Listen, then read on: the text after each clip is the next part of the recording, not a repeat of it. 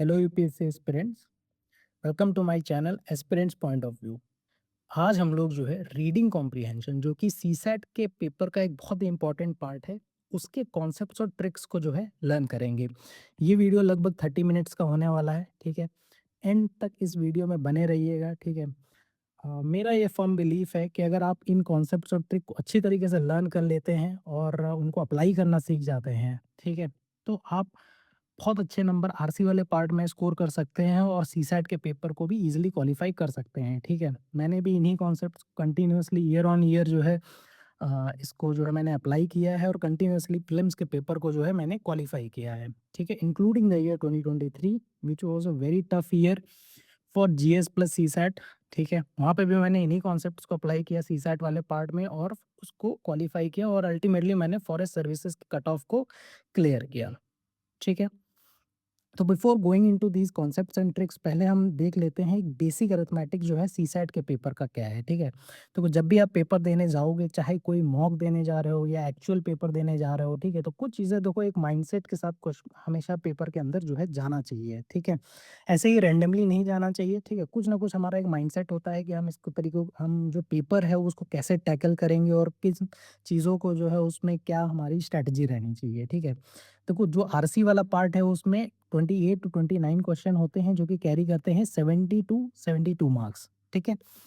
अगर हम देखें रियलिस्टिकली हम सोचे तो यहाँ पे हम 55 से 60 नंबर जो है 55 टू 60 नंबर जो है इजीली स्कोर कर सकते हैं, ठीक है। यानी 28-29 क्वेश्चन है तो 24-25 क्वेश्चन हम बोल सकते हैं कि हाँ हम क्वालिफाई कर सकते हैं। ये एक रियलिस्टिक टारगेट है, ठीक है। आइडियली हम सोचेंगे कि 100% कर लें, लेकिन वो करना बहुत मुश्किल हो गया क्योंकि आरसी वाला जो पार्ट है वो भी काफ़ी टाइम के साथ जो है लगभग जो 4-5 जो ईयर्स में जो डिफ़िकल्टी है वो बढ़ी है। यहाँ पे कम से कम आप मान के चलिए कि 4-5 क्वेश्चन काफ़ी ज़्यादा ट्रिकी होते हैं और यूपीएससी उनका क्या आंसर देगा वो भी नहीं पता रहता है, ठीक है। तो मेरे हिसाब से एक एक्यूरेसी 80 टू 90% की हम एज़्यूम कर सकते हैं अगर आपके बेसिक कॉन्सेप्ट जो हैं क्लियर हैं, ठीक है। तो ये एक नेसेसरी पार्ट हो जाता है, ठीक है, क्योंकि लॉजिकल रीजनिंग और क्वांट वाला सेक्शन भी बहुत ज़्यादा टफ हो गया है, तो आरसी को करना ज़रूरी हो गया है। सफिशिएंट नहीं रह जाता है क्योंकि कुछ ना कुछ हमें जो है अभी रीजनिंग और क्वांट वाले पार्ट से भी लाने पड़ेंगे, ठीक है। तो देखो 2 चीज़ें हमें ध्यान में रखनी चाहिए, टाइम और एक्यूरेसी, ठीक है। जब हम आरसी वाला पार्ट कर रहे हैं देखो तो एक्यूरेसी जैसे हमने बोला कि 80 टू 90% होनी चाहिए, ठीक है। ये एक रीज़नेबल एक्यूरेसी है जो कि हम अज़्यूम कर सकते हैं कि हाँ, लाई जा सकती है, ठीक है। तो इस एक्यूरेसी का जो हमें टाइम देना होता है तो मेरे हिसाब से 45 प्लस माइनस 5 मिनट जो है वो रीज़नेबल पीरियड है, ठीक है। तो बहुत ज़्यादा कम देखो दोगे टाइम तो एक्यूरेसी जो है आपकी बहुत ज़्यादा गड़बड़ हो जाएगी, ठीक है।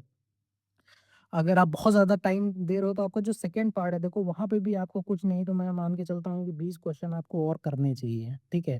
और 20 क्वेश्चन करने के लिए आपको ठीक-ठाक टाइम वहाँ पे भी चाहिए, ठीक है। अगर आप हो सकता है 1 घंटा अगर आपने यहीं पे ले लिया, 1 घंटा 10 मिनट ले लिया, ठीक है, तो आप पेपर के अंदर जो बहुत ज़्यादा प्रेशर में आ जाओगे, ठीक है, वहाँ पे पैनिक कर जाओगे और फिर जो क्वेश्चन जो एलआर और क्वांट के होने चाहिए आपसे आपसे वो भी नहीं हो पाएँगे, ठीक है। तो इसलिए टाइम का फैक्टर बहुत इंपॉर्टेंट होता है, टाइम को हमेशा ट्रैक करिए पेपर के अंदर और एक टाइम बाउंड मैनर में चीज़ों को करने की कोशिश करिए, ठीक है। तो now we will come to the concepts part, ठीक है। तो पहले जो एक बेसिक जो कॉन्सेप्ट है पहले तो हम उसी को समझ लेते हैं। देखो आरसी जो होता है उसका नाम ही क्या है कि रीडिंग कॉम्प्रिहेंशन, ठीक है। पैसेज बेस्ड होता है, ठीक है। यानी एक पैसेज है उससे आपने क्या समझा उसके बेसिस पे आपको आंसर करना होता है, ठीक है।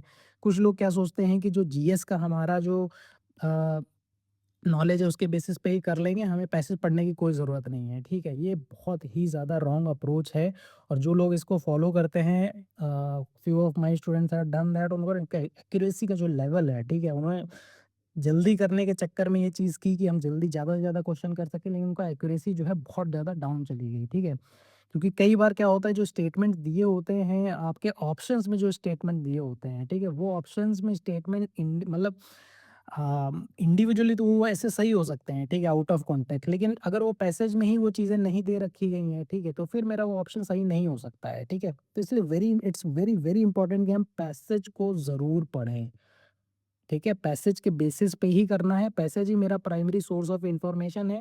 जो मेरा जो नॉर्मल जो मेरा नॉलेज है, ठीक है, वो हम एज़ ए हंच की तरह या सेकेंडरी सोर्स की तरह हम कर सकते हैं, ठीक है। लेकिन उससे ज़्यादा नहीं, प्राइमरी सोर्स ऑफ इंफॉर्मेशन नहीं हो सकता वो, ठीक है। Now coming to how to identify the wrong options, ठीक है? देखो हमें आइडेंटिफाई तो राइट ऑप्शन करना होता है, तो मैं रॉन्ग ऑप्शंस की यहाँ पे बात क्यों कर रहा हूँ, ठीक है? तो देखो साइकोलॉजी हम समझते हैं, जो मीडियम से जो डिफिकल्ट क्वेश्चंस होते हैं, ठीक है? जो ईज़ी वाले पार्ट होते हैं, जो क्वेश्चंस होंगे मैं उनके बारे में बात नहीं कर रहा हूँ, ठीक है? क्योंकि वहाँ पे तीनों ऑप्शन जो होते हैं, जो रॉन्ग वाले होते हैं, बहुत ही ऑब्वियस से हो जाते हैं। लेकिन जो डिफिकल्ट क्वेश्चन होता है ना, वहाँ पे देखो चारों ऑप्शंस जो हैं या 2 ऐसे ऑप्शन हो सकते हैं, 3 ऐसे ऑप्शंस हो सकते हैं, जो कि बहुत ही ज़्यादा एक दूसरे से मिलने वाले हों, ठीक है? पार्शियली करेक्ट हो सकते हैं, ठीक है? तो पहले उस तरह के क्वेश्चन में क्या होता है कि अगर मैं रॉन्ग ऑप्शन जो है एलिमिनेट कर दूं, मान लो 2 जो है मेरे बहुत ही प्रोबेबल कैंडिडेट हैं, लेकिन जो 2 अगर ऑप्शन जो रॉन्ग वाले हैं मैं उनको हटा देता हूँ, ठीक है? तो फिर देखो मेरे लिए क्वेश्चन ईज़ी हो जाता है, फिर मैं इन्हें कॉन्संट्रेट करके इनमें से जो एक है उसको एलिमिनेट कर दूँगा। अगर आप सोचो कि क्वेश्चन जहाँ पे पेपर में आप बहुत ज़्यादा जो है प्रेशर वाली सिचुएशन है, ठीक है? वहाँ पे टाइम में जो है हमें काम करना होता है, ठीक है? तो कॉन्संट्रेट नहीं कर पाओगे अगर आप सारे ही ऑप्शन को एक बार-बार पढ़ते रहोगे, ठीक है? तो पहले रॉन्ग ऑप्शंस को एलिमिनेट कर दो, ठीक है? अच्छा ये 4 गाइडलाइंस हैं जो कि सबसे ज़्यादा इम्पोर्टेंट है और मोस्ट ऑफ द क्वेश्चंस जो है इसके थ्रू सॉल्व किए जा सकते हैं, ठीक है? पहला है कॉन्ट्रैरी फैक्ट्स, ठीक है? कॉन्ट्रैरी फैक्ट का मतलब ये है कि बेसिकली जो मेरा फैक्ट दिया गया है पैसेज के अंदर, ठीक है? उसकी अपोज़िट चीज़ जो है मैंने ऑप्शन में दे रखी है, ठीक है? मान लो यहाँ पे दिया गया है कि India has the largest population, ठीक है? और यहाँ पे लिया गया है कि India has the second largest population और द लोएस्ट पॉपुलेशन, ठीक है? तो ये कॉन्ट्राडिक्ट कर रहा है, ये ऑप्शन जो है पैसेज में दिए गए हुए फैक्ट को ही कॉन्ट्राडिक्ट कर रहा है, तो इसलिए इसको कॉन्ट्रैरी फैक्ट बोला गया है। इस तरह के बहुत सारे फैक्ट्स ऑप्शन में दिए होते हैं, उनको जो है हमें पहले ही जो है गलत कर देना होता है, ठीक है? इसके बाद न्यू एडिशनल फैक्ट, मेरे हिसाब से जो है सबसे इम्पोर्टेंट जो इसमें चारों चीज़ों में है वो यही है, ठीक है? नया एडिशनल फैक्ट यानी कि मान लो 4 मैंने फैक्ट्स दे रखे हैं, ऑथर ने 4 फैक्ट्स आपको पैसेज के अंदर दे रखे हैं, ठीक है? और फिर ऑप्शन के अंदर वो क्या कर रहा है कि एक 5वाँ फैक्ट लेके आ गया है, ठीक है? ये ऑप्शंस जनरली ये गलत होते हैं, ठीक है? आप नया फैक्ट नहीं कर सकते हो, ठीक हो? ठीक, तो पैसेज से देखो चीज़ें डेराइव करके ऑप्शन में डाल सकते हैं, ठीक है? लेकिन आप नया फैक्ट यहाँ पे नहीं डाल सकते हैं, ठीक है? तो ये सबसे इम्पोर्टेंट गाइडलाइन है, हम ये सारी चीज़ें आगे चल के प्रैक्टिस करेंगे, पैसेज के ऊपर अप्लाई करेंगे, ठीक है? फिर ऐसे ऑप्शन जो होते हैं जो पार्शियली करेक्ट होते हैं लेकिन वो पूरी तरीके से पिक्चर नहीं प्रेज़ेंट करते हैं, ठीक है? देखो बहुत सारे ऐसे ऑप्शंस होते हैं जैसे जहाँ आपको क्वेश्चंस में जैसे कि सेंट्रल मैसेज पूछा जाता है, ठीक है? सेंट्रल आइडिया पूछा जाता है, ठीक है? क्रक्स पूछा जाता है, ठीक है? तो जनरली इनमें ऑप्शंस वो होते हैं जो राइट ऑप्शन होता है वो बेसिकली पूरी तरीके से जो समराइज़ करता है, ठीक है? कुछ ऐसे ऑप्शंस होते हैं जो कि आधा-अधूरा कुछ पार्शियल चीज़ें जो है पैराग्राफ के होंगे तो वो पार्शियली करेक्ट, ठीक है? लेकिन वो पूरी तरीके से पैरा को डिफाइन नहीं कर रहे हैं, ठीक है? तो वो इसलिए गलत हो जाते हैं। और फिर लास्ट में आता है एक्सट्रीम ऑप्शंस, ठीक है? एक्सट्रीम ऑप्शन जैसा कि हम जीएस में जानते हैं कि भई जो पूरी तरीके जो एक्सट्रीम वर्ड्स जो है यूज़ करते हैं, ठीक है? तो वो होते हैं, तो वो भी कई सारे जो है दिए जाते हैं, तो वो भी हमारे रॉन्ग ऑप्शंस में आ जाते हैं, ठीक है? नाउ हम लोग कुछ जो हमने वो 4 चीज़ें देखी हैं बेसिकली उसी के बेसिस पे कुछ पैसेजेस देखते हैं, ठीक है?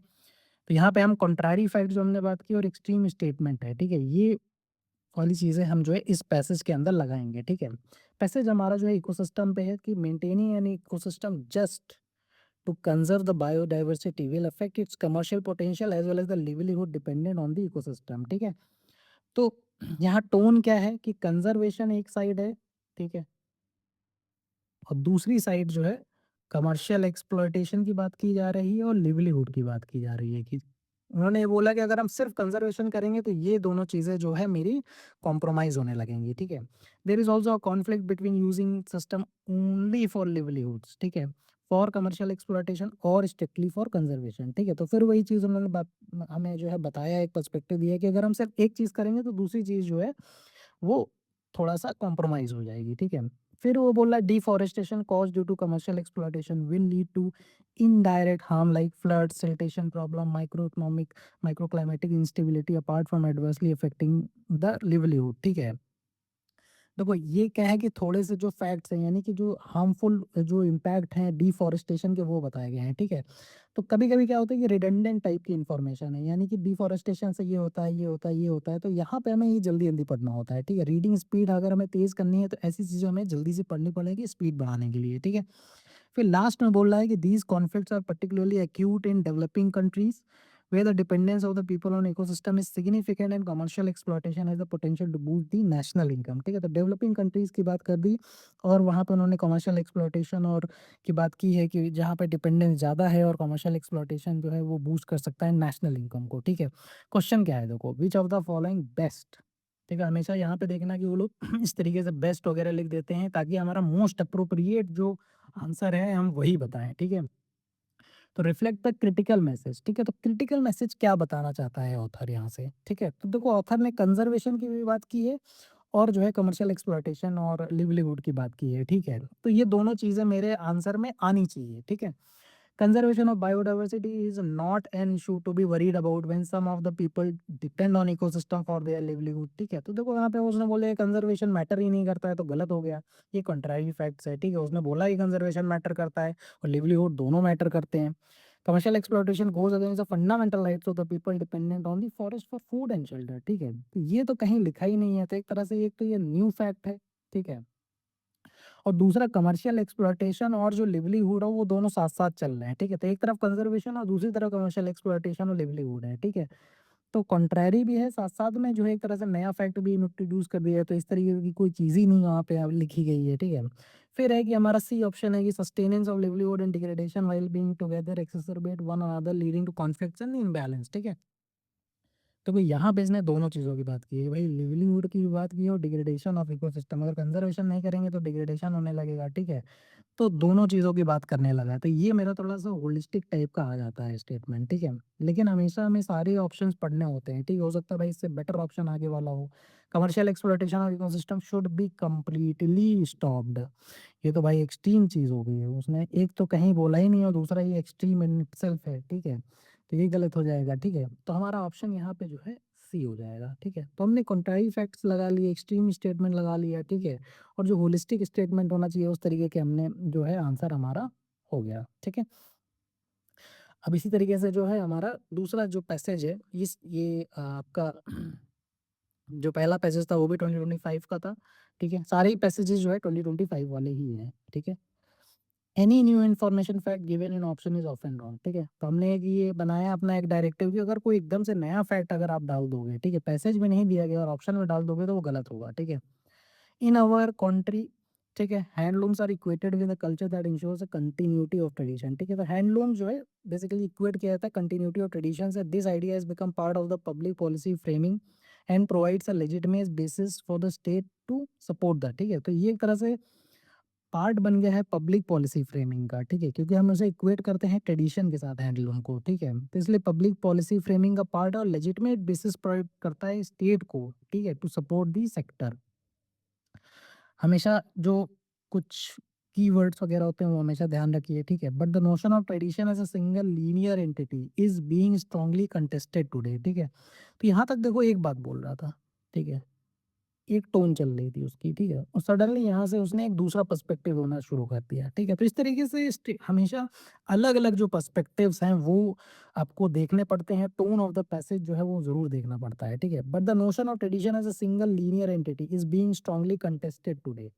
The narratives dominant in defining culture and tradition in particular way seem to have emerged as the identities and histories of the last section। ठीक है, the discounted and at times forcibly stifled identities are fighting for their rightful place in the history। ठीक है, तो देखो ये जो perspective है जो यहाँ से शुरू हुआ यहाँ तक चला। ठीक है, तो यहाँ पे जो उसने कुछ अपोजिट वाली चीज़ें बता दी कि ट्रेडिशन एक सिंगल लीनियर एंटिटी जो है वो नहीं हो सकती है, वो कंटेस्ट किया जा रहा है। ठीक है, नैरेटिव जो डोमिनेंट है हमारे कल्चर और ट्रेडिशन में, ठीक है, वो इमर्ज कर रहे हैं। ठीक है, as identities and histories of large section. ठीक है, फिर उन्होंने बोला कि this is basically discounted at time forcibly stifled entities are fighting for their. ठीक है, तो कुछ लोग जो है अपने राइटफुल प्लेस के लिए इसमें जो है कर रहे हैं। ठीक है, क्योंकि कल्चर और ट्रेडिशन जो है वो एक पर्टिकुलर वे से ही किया जा रहा है, वो इंक्लूसिव नहीं है। ठीक है, against this backdrop when we promote the handloom as a traditional industry, it is not surprising that large section of our population choose to ignore it।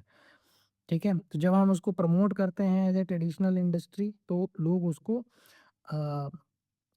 Ignore करते हैं या अडॉप्ट नहीं करते हैं। ठीक है, क्योंकि उनको इग्नोर किया जा रहा है, उनको इंक्लूड नहीं किया जा रहा है। ठीक है, तो पर्सपेक्टिव अगर हम देखें तो दो पर्सपेक्टिव, अपोजिट पर्सपेक्टिव जो है ऑथर ने यहाँ पे दिए हैं। ठीक है, तो क्या बेस्ट रिफ्लेक्ट करता है most logical and rational message conveyed by the author of the message. ठीक है, तो अगेन देखो मैसेज की बात कर रहा है। ठीक है, अच्छा जब भी कोई प्रॉब्लम वगैरह की बात कर रहा है, ठीक है, तो मैसेज में जो है कुछ वे फॉरवर्ड टाइप का भी हो सकता है। ठीक है, तो we need to free the handloom industry from the limited narrative link to preserving cultural heritage. ठीक है, अच्छा देखो लिमिटेड नैरेटिव की बात की गई है। ठीक है, linked to preserving the cultural heritage. ठीक है, तो लिमिटेड नैरेटिव की यहाँ पे जो है पूरे जो पैसेज में है यहाँ पे जो है बात की गई है। ठीक है, continued state support to the handloom industry ensures the preservation of some of our glorious art forms and tradition old traditions. ठीक है, तो यहाँ पे भी स्टेट सपोर्ट की बात की गई है। ठीक है, तो देखो ये भी हो सकता है, ये भी हो सकता है। Household units of the handloom sector should be modernise and made an economically viable organised industry. ठीक है, अब देखो ये एक नया फैक्ट डाल दिया गया है, बिल्कुल ही नया फैक्ट है। ठीक है, कि उसने ऐसा कहीं कुछ नहीं बोला है कि हैंडलूम सेक्टर को हमें मॉडर्नाइज करना चाहिए। यहाँ पे उसने नैरेटिव की बात की है। ठीक है, कि नैरेटिव को कैसे जो है जो नैरेटिव्स में जो कमी है, ये ट्रेडिशन को जैसे हमें डिफाइन करते हैं उसमें कुछ इश्यूज है, उसकी बात की गई है। ठीक है, इसकी बात नहीं की गई, ये नया फैक्ट है। Handloom products need to be converted to machine made designer products so as to make them more popular. ठीक है, अगेन अगर आप बात करोगे ना कि फिर ये उसने नैरेटिव की बात की है, ट्रेडिशन में कमी की बात की है। ठीक है, ये लोग जो है ये इस ऑप्शन में जो है ये मशीन मेड प्रोडक्ट ये वो पता नहीं कहाँ से ले आया है। ठीक है, तो ये बिल्कुल ही दोनों में ही आप देखो बिल्कुल न्यू फैक्ट डाल दिए गए हैं। ठीक है, ये आंसर नहीं हो सकते हैं। ठीक है, इन दोनों को काटा। ठीक है, अब देखो जो हमें सही सही लग रहा है तो उन पे आ जाओ आप। ठीक है, तो अगर आप यहाँ पे देखोगे जो यहाँ पे बोला जा रहा है कि we need to free the handloom industry from the limited narrative, क्योंकि पूरे जो पैरा में है उसने लिमिटेड नैरेटिव की बात की गई है। ठीक है, तो हाँ यहाँ पे अगर एक प्रॉब्लम की बात की गई है तो मैसेज जो है क्योंकि उसमें वे फॉरवर्ड वाली चीजें होती हैं। ठीक है, तो ये मेरा ऑप्शन हो सकता है। बी मेरा ऑप्शन इसलिए नहीं होगा कि वो continued state support to the handloom industry ensures the preservation. ठीक है, देखो यहाँ पे बोला गया है कि स्टेट जो है सपोर्ट करता है। ठीक है, हो सकता है उससे प्रिजर्वेशन हो भी रहा हो। ठीक है, वो कोई गलत चीज़ नहीं लिखी है, लेकिन ये मेरा आंसर इसलिए इस पैसेज में इसलिए नहीं हो सकता क्योंकि जो लिमिटेड नैरेटिव वाली जो मैक्सिमम 80% पैसेज में बात की गई है ना, वो ये कवर ही नहीं करता है। ठीक है, इसलिए मेरा आंसर नहीं है। ठीक है, इसलिए नहीं है कि ये पूरी तरीके से गलत है। ठीक है, थोड़ा तो ये सही है लेकिन पूरा इसलिए मेरा आंसर इसलिए नहीं हो सकता क्योंकि ये पूरे पैसेज को कवर नहीं करता है। ठीक है, इसलिए मेरा ऑप्शन जो है यहाँ पे ए हो जाएगा। ठीक है, तो how to identify the right option, जैसे हमने रॉन्ग ऑप्शंस की बात कर ली तो उसका एक जो हमने एक पार्ट की बात की है, जो दूसरा पार्ट है वो भी उतना ही इंपॉर्टेंट है। Holistic statement, right options are holistic, बहुत ही होलिस्टिक इन नेचर होते हैं, यानी कि पूरे पूरे पैरा को वो कवर करेगा। ठीक है, जैसे यहाँ पे देखो, यहाँ पे उसने लिमिटेड नैरेटिव वाला हमारा आंसर है। ठीक है, ये वाला नहीं आंसर है क्योंकि ये पूरे पैरा में जो बात की गई है उसको नहीं कवर कर पा रहा है। ठीक है, इसलिए होलिस्टिक स्टेटमेंट्स होने चाहिए।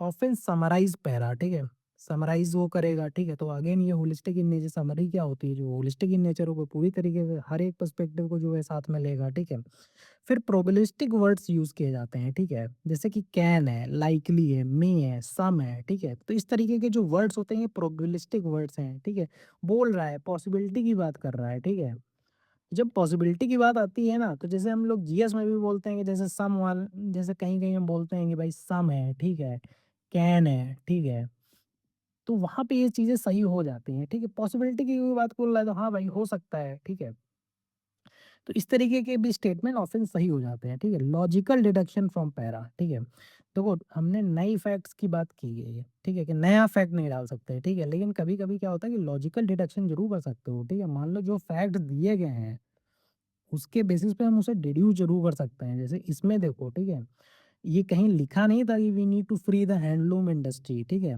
लेकिन हम इसे डिड्यूस इसलिए कर सकते हैं क्योंकि पूरे ही पैसेज में लिमिटेड नैरेटिव की बात की गई है।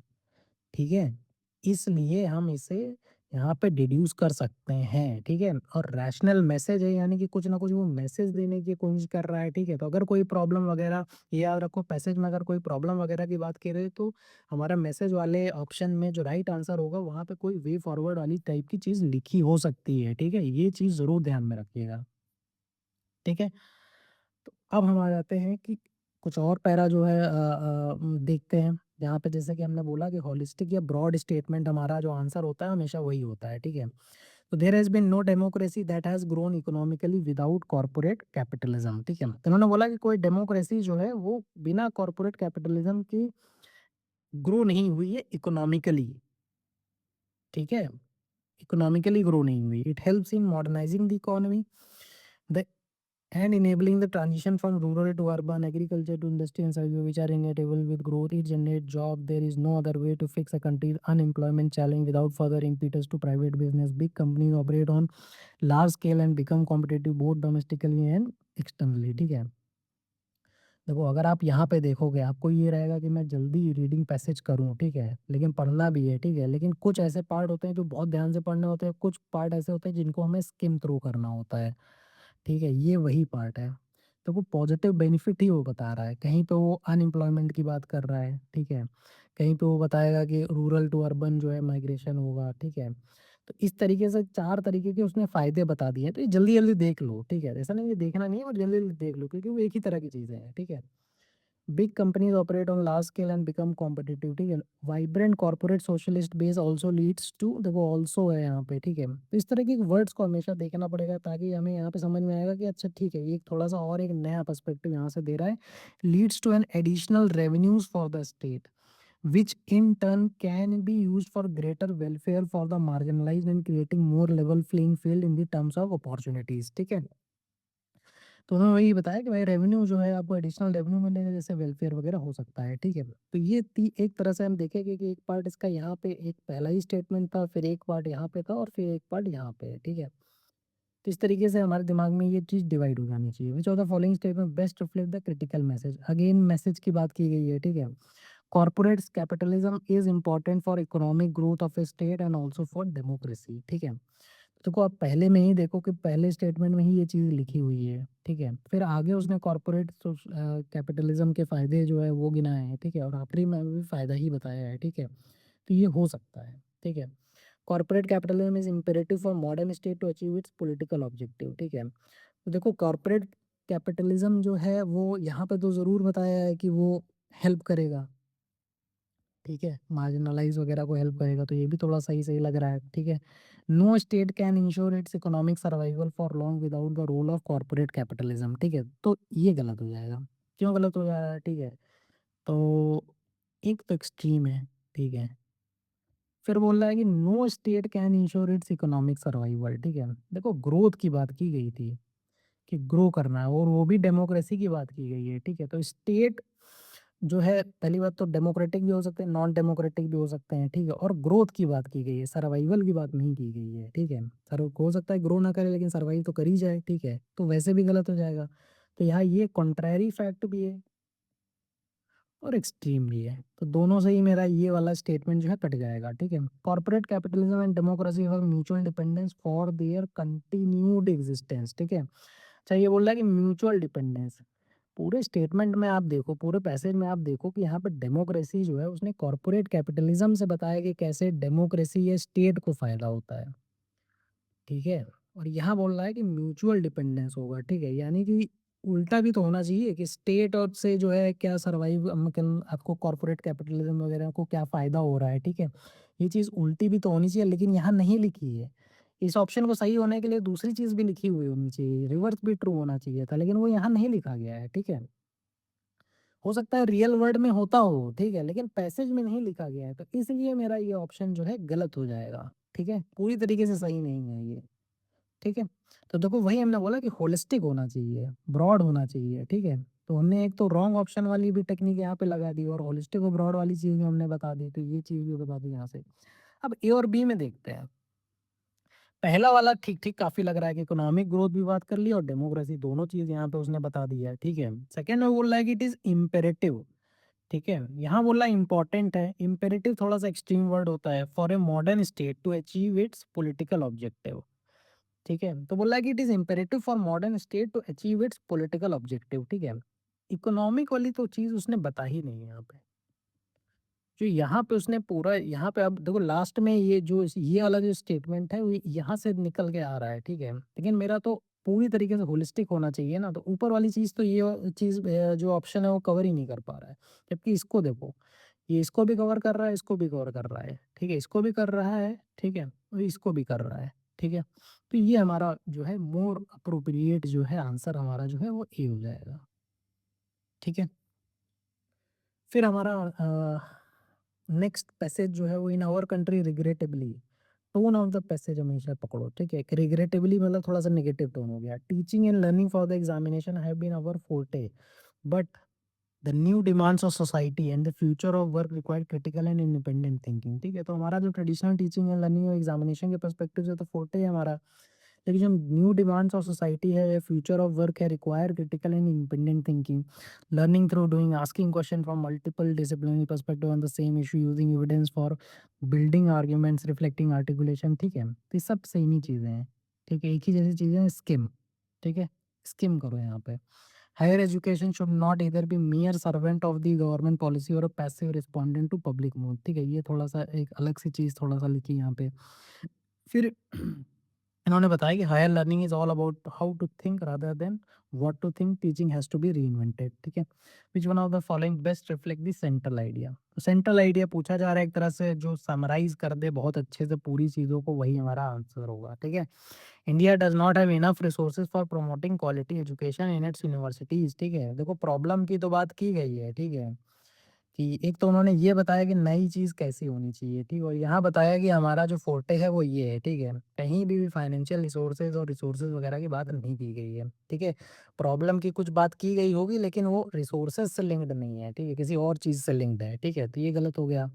Institution of higher learning in the country should not be under the control of the government, ठीक है? कहीं ऐसी बात ही नहीं है, ठीक है? कहीं पे भी इस तरीके की चीज़ नहीं दी गई है, ये न्यू फैक्ट है, ठीक है? जैसे कि ये न्यू फैक्ट था, ये भी न्यू फैक्ट है।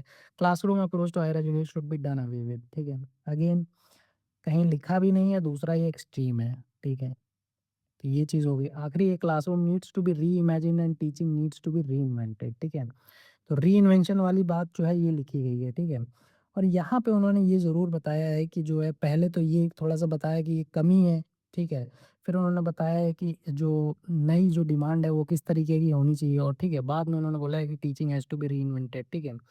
तो रीइमेजिनेशन की ज़रूरत है और रीइन्वेंशन की ज़रूरत है, वो पूरे ही जो क्रक्स है या जो सोल ऑफ द पैसेज है उसको कहीं न कहीं ये ऑप्शन पकड़ पा रहा है, ठीक है? हमेशा कीवर्ड्स वगैरह जो होते हैं, जो मेरे ऑप्शंस में होते हैं उनको ज़रूर पकड़ो, ठीक है? कई बार वो दिए हुए होते हैं, ठीक है? तो ये हो जाएगा हमारा।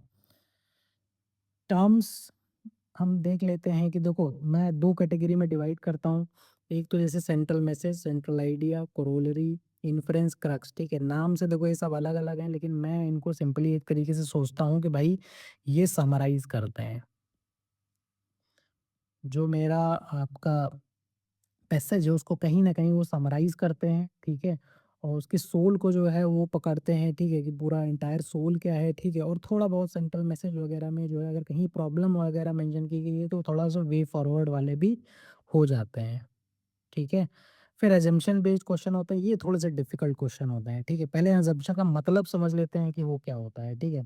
असम्पशन मतलब अंडरलाइन बिलीफ होता है, ठीक है? And it may not be explicitly written, कभी लिखा भी होता है और कभी-कभी नहीं लिखा होता है। जनरली तो नहीं लिखा होना चाहिए लेकिन कई बार लिखा भी होता है, ठीक है? तो देखो एक तरह से क्या होता है, हम जैसे एक बिल्डिंग देखते हैं, तो एक बिल्डिंग होती है और उसकी एक फाउंडेशन होती है, ठीक है? जो पैसेज है ना मेरा, वो ये बिल्डिंग है जो कि मैं देख पा रहा हूँ, और ये असम्पशन जो है ये एक फाउंडेशन है जिसे मैं देख नहीं पा रहा हूँ, लेकिन ऑथर जो है ना, कुछ एज़्यूम करता है चीज़ें और उसके बेसिस पे ही ये पैसेज लिखता है, ठीक है? जैसे अ मान लेते हैं एग्रीकल्चर में, जैसे कि ऑथर ये मानता है कि भाई फर्टिलाइज़र जो है उसके यूज़ से एग्रीकल्चर प्रोडक्टिविटी जो है वो बढ़ती है, ठीक है? ये वो मानता है, ठीक है?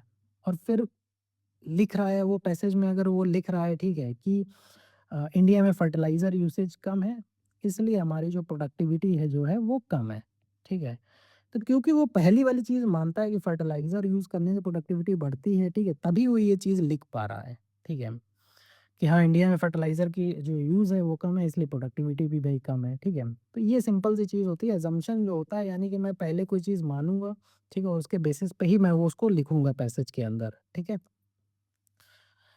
तो जो मैंने ऑप्शन देखो, जो हमने पैरा किए थे उसमें एक को हमेशा जनरली अगर 2 क्वेश्चन है तो इसी तरीके से एक जो है सेंट्रल मैसेज, सेंट्रल आइडिया इस तरीके से कुछ पूछेगा और एक असम्पशन वाला क्वेश्चन होता है, ठीक है? तो देखो ये इकोसिस्टम वाला जो क्वेश्चन था, पहला जो हमारा पैरा था जहाँ पे मैं कंजर्वेशन, कमर्शियल एक्सप्लॉइटेशन और लिवलीहुड की जो बात की थी, ठीक है? तो क्या असम्पशन लिए हैं उसने, यही क्वेश्चन पूछा गया है, ठीक है? तो no country needs to depend on ecosystem to boost national income, ठीक है? तो यहीं पे देख लो कि जो डेवलपिंग कंट्रीज़ हैं उन्हीं के बारे में यहाँ पे बात की गई थी कि वो बूस्ट कर सकता है नेशनल इनकम को, ठीक है? तो ये कॉन्ट्रैरी फैक्ट ही है। असम्पशन भी नहीं है, ये कॉन्ट्रैरी फैक्ट सिंपल दे दिया गया है, तो ये गलत हो जाएगा, ठीक है? Resource rich countries need to share their resources with those of scarce resources so as to prevent the degradation of ecosystem, ठीक है? तो वो कहीं नहीं ऐसा कुछ भी लिखा है, ठीक है? कि रिसोर्स रिच कंट्रीज़, थोड़ा-सा बस डेवलपिंग कंट्रीज़ के बारे में बात की गई है कि वहाँ पे जो है डिपेंडेंस ज़्यादा है, ठीक है? इसके अलावा जो है कंज़र्वेशन वर्सेस लिवलीहुड, ये सेंट्रल थीम है इस पैरा की, ठीक है? कहीं पे भी उसने कि बड़ी कंट्रीज़ को, रिच कंट्रीज़ को हेल्प करना चाहिए, ये करना चाहिए, वो करना चाहिए, ठीक है? तो एक तरह से ये न्यू फैक्ट जो है एज़्यूम जो है कर दिया गया है, ठीक है? और अगर वो ये एज़्यूम करता है, ठीक है? हमेशा चेक करो, अगर आपको कन्फ्यूज़न आ रहा है तो ये चेक करो कि मान लो कि ये सही है, ठीक है? इस असम्पशन को मान लो सही है, ठीक है? तो इससे रिलेटेड कुछ तो वो लिखता कि कहीं कि रिच कंट्रीज़ जो है उनके पास रिसोर्सेज़ है, कुछ तो ऐसा कुछ लिखता, ठीक है? अगर वो असम्पशन को ट्रू मानता तो कुछ तो उससे रिलेटेड लिखता, ऐसा तो उसने कहीं कुछ लिखा ही नहीं है, ठीक है? तो मेरा जो आंसर यहाँ पे हो जाएगा डी हो जाएगा, ठीक है?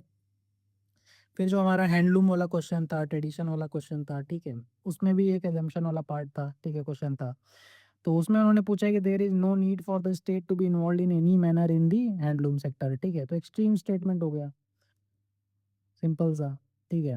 और यहाँ पे उन्होंने लिखा भी है कि state to support the act ना, ऑलरेडी वहाँ पे लिखा हुआ है, ठीक है? तो कंट्रेरी भी है और एक्सट्रीम भी है, तो वैसे ही गलत हो गया। Handloom products are no longer appealing और attractive in the rapidly changing modern world, ठीक है? कहीं नहीं लिखा है ऐसा, ठीक है? हैंडलूम का अडॉप्शन वगैरह जो है वो कम है, ठीक है? वो क्यों है? क्योंकि ट्रेडिशन को हम कैसे डिफाइन करते हैं और नैरेटिव क्या है हमारा, उसके बेसिस पे वजह से दिया गया है, ठीक है? इस वजह से नहीं दिया गया है। हाँ, देखो अगर आप ये भी एक चीज़ यहाँ पे देखो कि कई लोग बिना पैसेज पढ़े इसको करते हैं, ठीक है? तो इसको सही मान लोगे आप। बिना पैसेज पढ़ोगे तो अगर बिना आपने पैसेज नहीं पढ़ा और उसको देखोगे तो सही मान लोगे, ठीक है?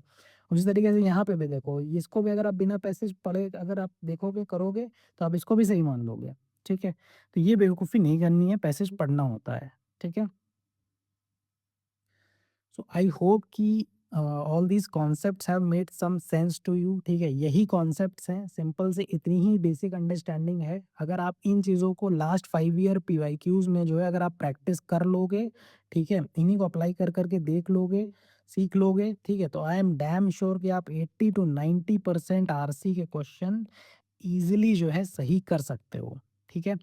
So if you have liked this video, please like the video, ठीक है? Subscribe my channel and share it.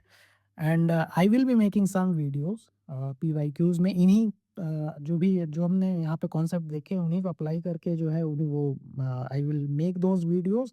And please subscribe the channel so that you will get the notification when I will upload those videos. Thank you everyone.